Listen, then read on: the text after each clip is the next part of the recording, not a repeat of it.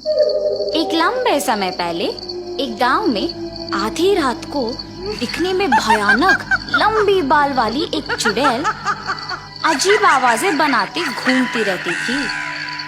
बहुत समय से आधी रात होते ही हमारे गांव में अजीब आवाजें आ रही हैं। पता नहीं कौन करते रहता है। हाँ, उस समय में सभी दरवाजे बंद करके अंदर ही रहते हैं। एक दिन वो चुड़ैल जब उस गांव में घूमते रहती है, खिड़की से उसे एक सुंदर औरत सोते हुए नजर आती है। हर रोज ये सारे गांव वाले मेरा अपमान करते थे कि मैं बदसूरत हूँ, इसीलिए मैं मर के चुड़ैल बन गई और इसीलिए मैं अब इस खूबसूरत औरत में घुस के इस गांव में कोई भी औरत को खूबसूरत नहीं रहने दूंगी। मेरे मौत के लिए जिम्मेदार इन गांव वालों से बदला लूंगी। ऐसे फैसला करके तुरंत उस औरत में घुस जाती है और सुबह होते ही वो फिर से साधारण औरत बन जाती है। अगले दिन से अजीब आवाजें ना आने के कारण गांव वाले सारे खुश हो जाते हैं। लेकिन वो चुड़ैल उस गांव में मौजूद सारी सुंदर औरतों को बदसूरत बनाने लगी और सुबह होते ही मामूली बन जाती है। एक दिन आधी रात को वो चुड़ैल एक खूबसूरत औरत को सोते हुए देखती है। कितनी सुंदर हो तुम, अब देखो मैं तुम्हें क्या करती हूँ।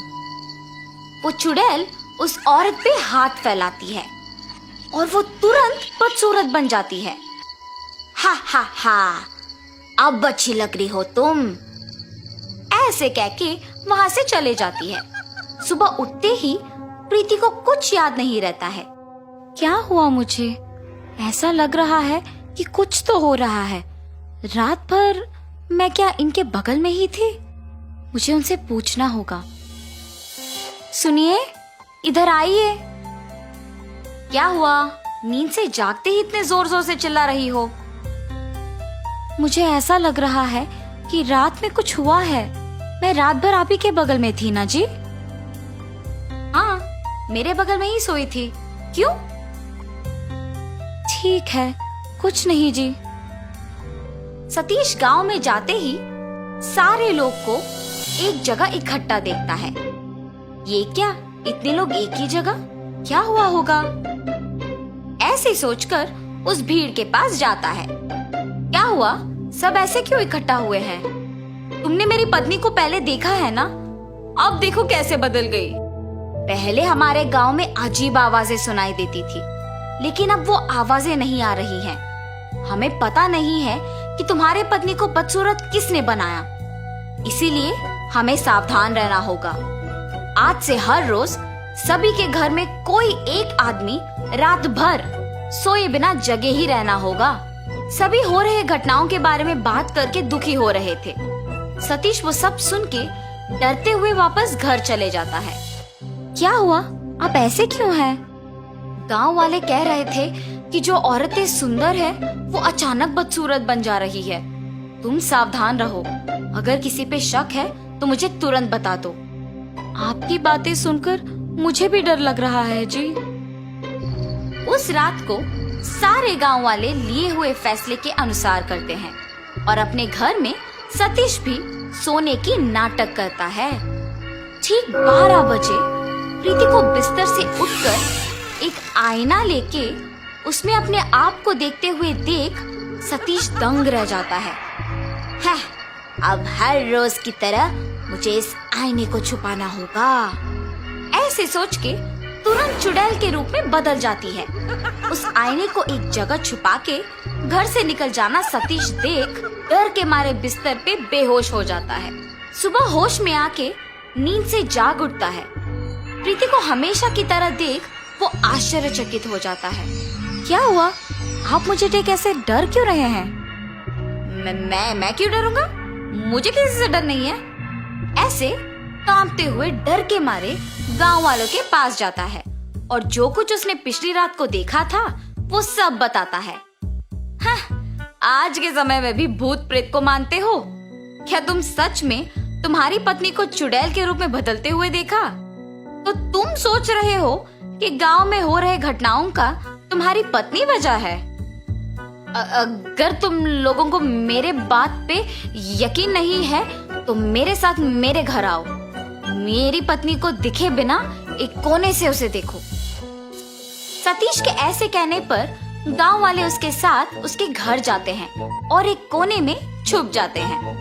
रात के 12 बजते ही प्रीति अचानक नींद से जाग के एक आईने में अपने आप को देखना वो सब देखते हैं। उस आईने में देखते हुए वो एक चुड़ैल में बदल जाती है।